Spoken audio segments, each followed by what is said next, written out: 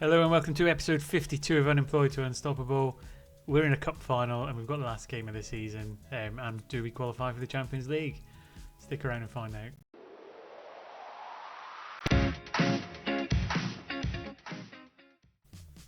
And the easiest one to answer is yes, we've qualified for the Champions League. We've finished fourth.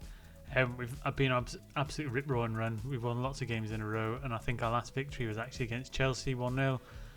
So really good result. Put us into the Champions League for next season, which is fantastic.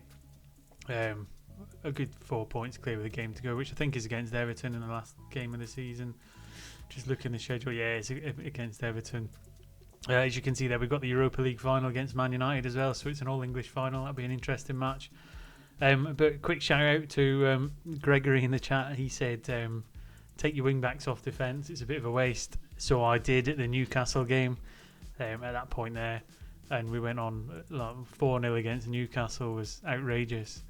Codriano with a goal, Vancharov with 2, Johnson with 1. I know 2 of them were late, but still we absolutely pounded them in that game. Then beat Sheffield United. We got a 1-1 draw with Juventus. That was away, which wasn't the end of the world. They went a goal up, and I thought the wing backs might come to bite me, but I stuck with it. Beat Tottenham 3-1 at home, which is local rivals, brilliant. Beat Juventus 3-1 at home. Managed to beat Aston Villa, which put us above Chelsea on by a point, I think it was, and then we played them at home and beat them 2-0. So that secured us Champions League place. So again, big thanks for the top tip. We'll keep that moving forward. Squad-wise, we have been slowly letting players go, letting them go out and trying to thin the squad down a little bit for a bit more of a recruitment drive for some top players. I would say the biggest issue we've got is Walter Medina and Mihai Codriano. Walter Medina he's our top goal scorer. He's got 24 goals in 43 games. He's a world-class striker. He's normally first name on the team sheet, but I would caveat that with he is a phenomenal player and his physical stats are absolutely amazing. His dribbling finishing is amazing. But then when we then look at Codriano as well, which if we go through the reports in Codriano, he is equally as beastly, if not better, in the dribbling finishing first touches. Is better overall, I think. His physicals are probably slightly better. His off the ball's better. And again, he's only 22. So what I might need to do is try and find a way to fit both of them in the team at the same time. I have tried previously by sticking 2 up in that front area and still having the 2 wingers, but I need to drop a midfielder, which makes me a little bit defensively vulnerable.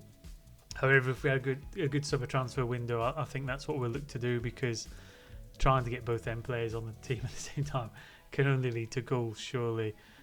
Johnson on the left is phenomenal. We've got Vin Weiser will still be playing on the right hand side, and let's not forget him.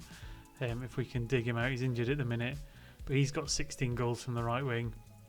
Again, not quite as good physically, technically very similar to Medina, not quite as good as Codriano, but again he's getting lots of goals. So them kind of 3 players have been just absolutely outstanding.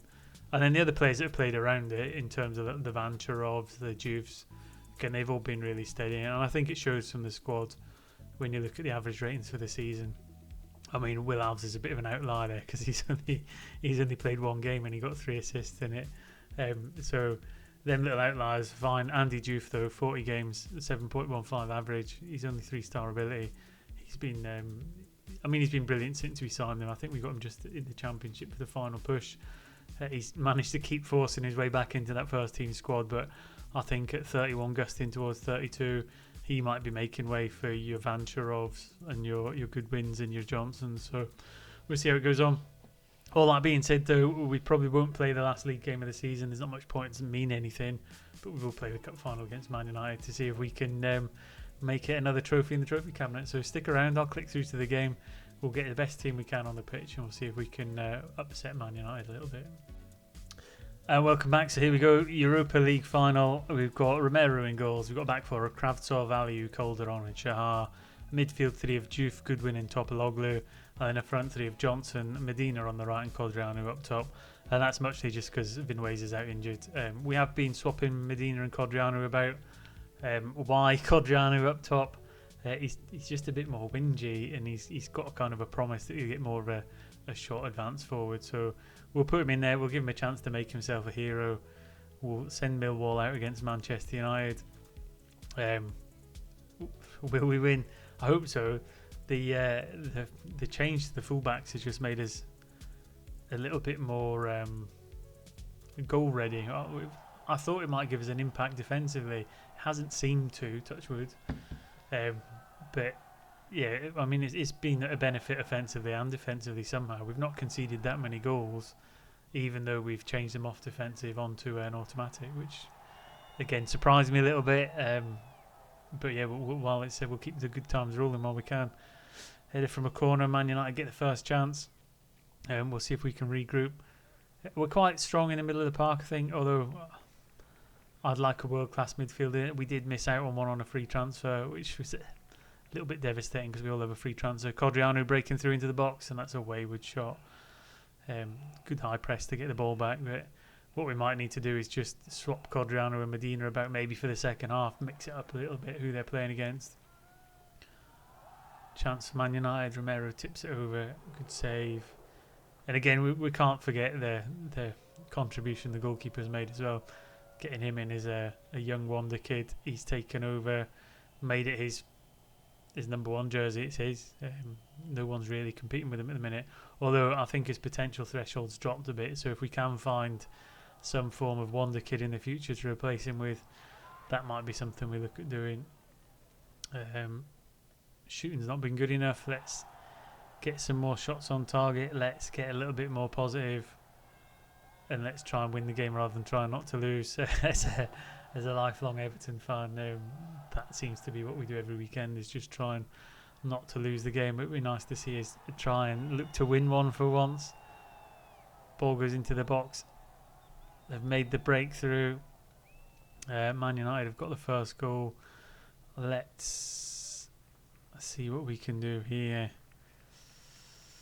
Not got much in terms of a striker. Medina's tired, so we're going to have to get him off. Alves on. Johnson's tired. Hansen Aaron on. Topaloglu tired. He's in the Mazzala role, so let's get Vancharov on, but swap him with Goodwin and see if that makes any kind of a difference. Half an hour, so still plenty of time to get into the game. We just need to start creating a couple of chances. Medina down the right hand side now. Ball goes out for a corner. Do we get a highlight out of it? No. So not what we wanted. Let's give a little bit of a shout of encouragement. 24 minutes to go. Codriano with a corner, in it goes. Oh, good head, but we can't get it on target. Get another follow up, but keeper's back on his feet, springing up. Another chance for United. Initially headed clear. Out to the edge of the box. Tipped over the bar by Romero. 20 minutes to go. Let's see what else we've got. Can we make another change? Johnson for Goodwin. Move Juve into that Mazzala role. Drop Johnson into deep. And the final change to half of Dewhurst. Is it that's much over nothing, or much over muchness? I think the saying is. 9 minutes to go. Let's go very attacking. Last 5 minutes.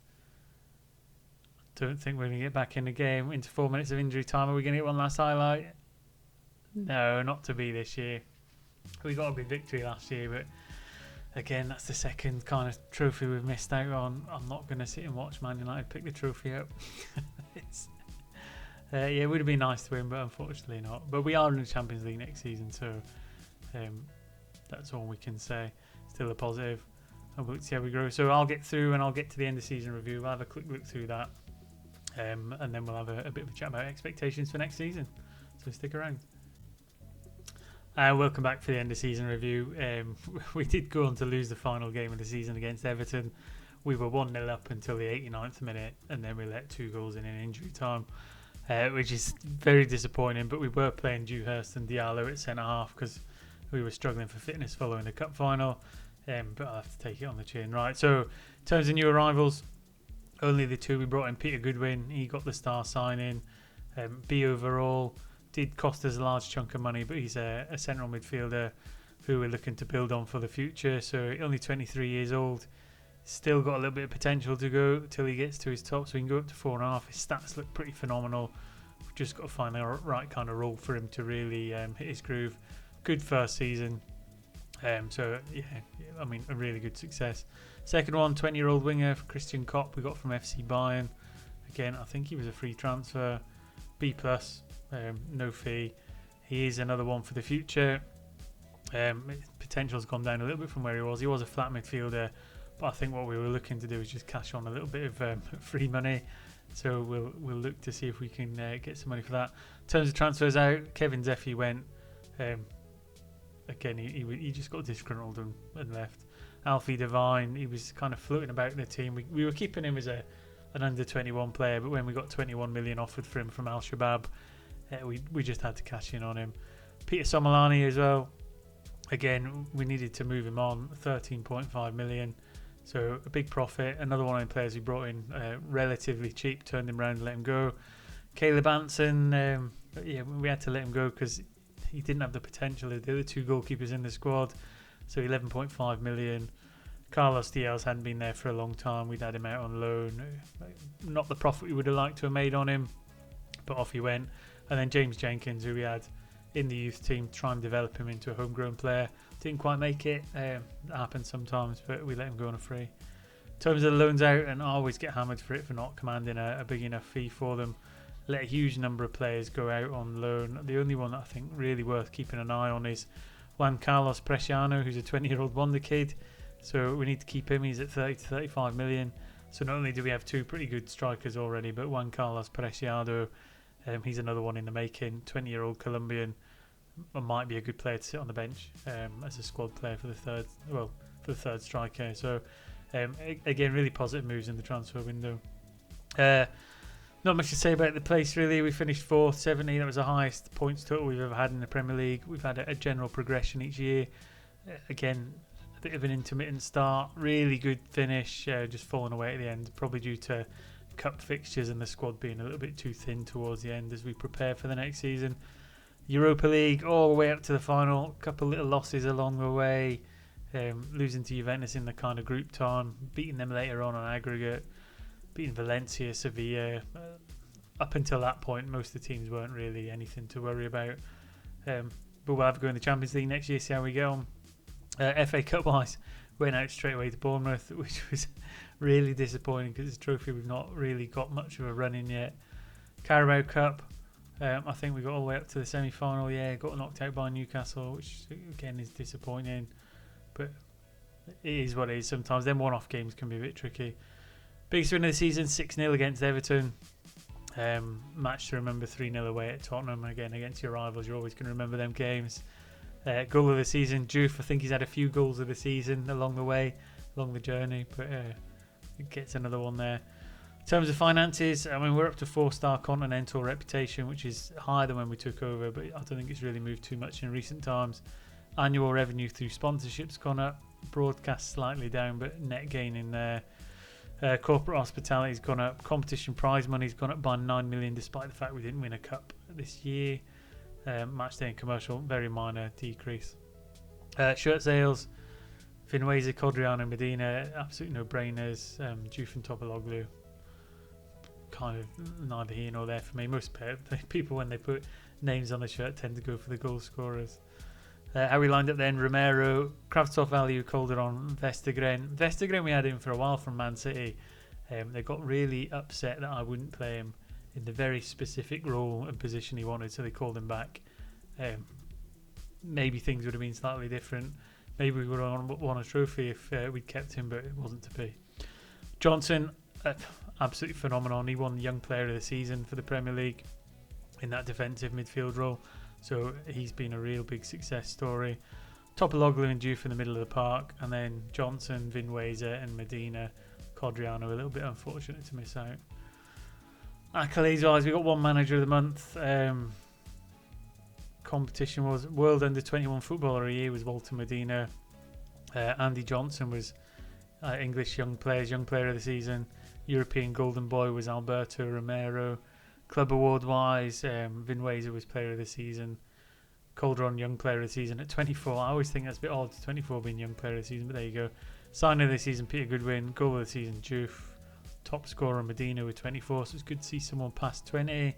Most assists, Johnson. Most man of the matches, Cordriano. So he does get in on the action.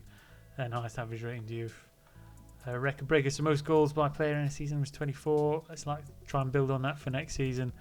Highest transfer paid, 53.37 million. Let's try and break that in the summer if we can find the right player. And a quick look at the manager timeline. Best of the best, Young Player of the Year went to Andy Johnson, bringing through talent. So Juan Carlos Preciado getting a next gen nomination, and selling Caleb Anson. So nothing really big on there. We need to add some more trophies. Currently we've got 3 major awards, so Championship, Carabao Cup and Europa Conference League. And in terms of major awards, we've got Manager of the Year at Budafok twice, once in Division 2, once in Division 1. And Manager of the Year in the Championship with Millwall. Since then, not really had anything. So that ends that. What to talk about really is what do we do next season? The gap between us and Man City is huge.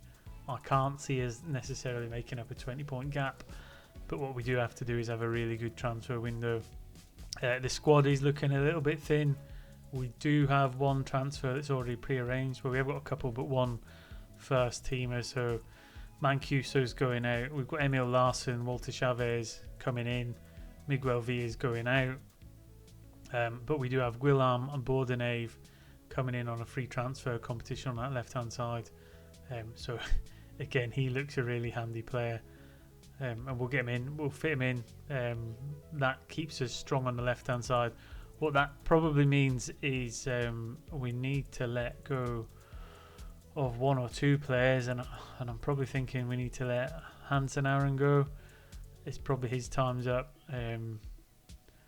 Maybe Andy Diouf. Again, we'll see what offers come in.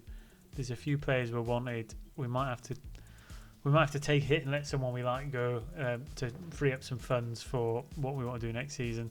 The budget, 44 million, is all right. We've got some wage budget free, but the gap is so big to the top. We might need to make a couple of little loan transfers, but we'll see how we go on there. We'll look forward to that in the next episode. We'll do the transfer window, and we'll play the first game of next season. See how we can, if we can predict how we'll get on. But once again, thanks for watching. Hopefully you're enjoying it.